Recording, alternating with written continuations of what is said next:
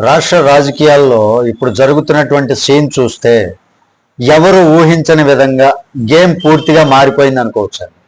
ముఖ్యంగా వైఎస్ఆర్ కాంగ్రెస్ పార్టీ ఊహించని విధంగా తెలుగుదేశం పార్టీ నుంచి వస్తున్నటువంటి అగ్రెసివ్ పాలిటిక్స్ ఇప్పుడు హాట్ టాపిక్ గా మారిందని చెప్పొచ్చు. ఇంతకుముందు తెలుగుదేశం పార్టీలో ఈ తరహా సంస్కృతి అసలు ఉండేది కాదు. రోజుకో మినిస్టర్ ప్రెస్ మీట్ పెట్టడం అనేది ఇంతకుముందు లేదు.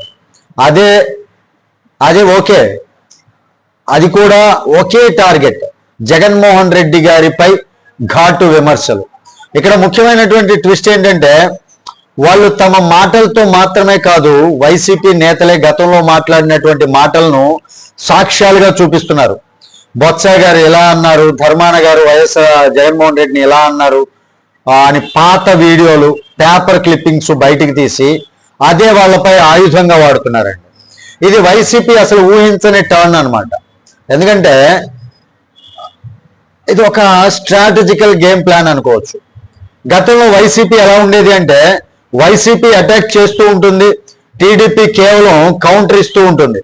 డిఫెన్స్ లోకి వెళ్ళి టీడీపీ వాళ్ళు కౌంటర్ ఇస్తూ ఉంటారు. అంటే వాళ్ళు చేసినటువంటి అటాక్ కి వీళ్ళు సర్ది చెప్పుకోవటం అనమాట. అది ఎలా కాదు, ఇది ఎలా కాదు అంటే డిఫెన్స్ లోకి వెళ్ళిపోయేవాళ్ళు, డిఫెన్స్ మోడ్ లో ఉండేది.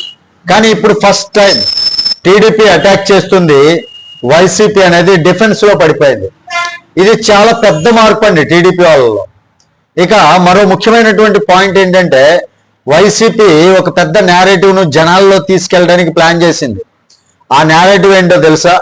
నావిగన్ 3 నెలల డిబేట్లు, సోషల్ మీడియాలో క్యాంపెయిన్లు అన్ని రెడీ చేసుకుంది. నావిగన్ గురించి సోషల్ మీడియాలో పెద్ద ఎత్తున ఇప్పుడు జనాలు నమ్మటం లేదు, రైట్.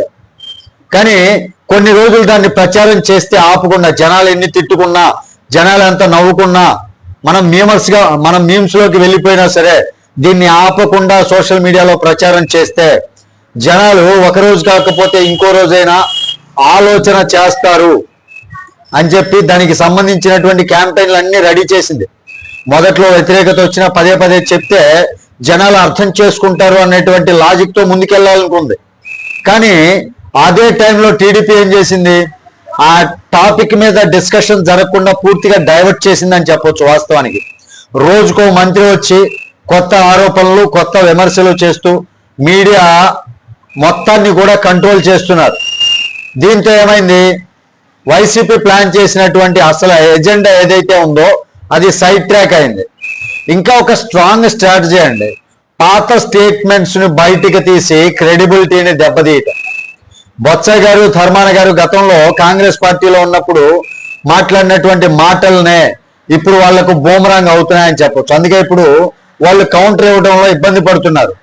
సాధారణంగా ఏ అంశం వచ్చినా కవరింగ్ ఇచ్చేటటువంటి వాళ్ళు కూడా ఈసారి కాస్త సైలెంట్ అయ్యారు.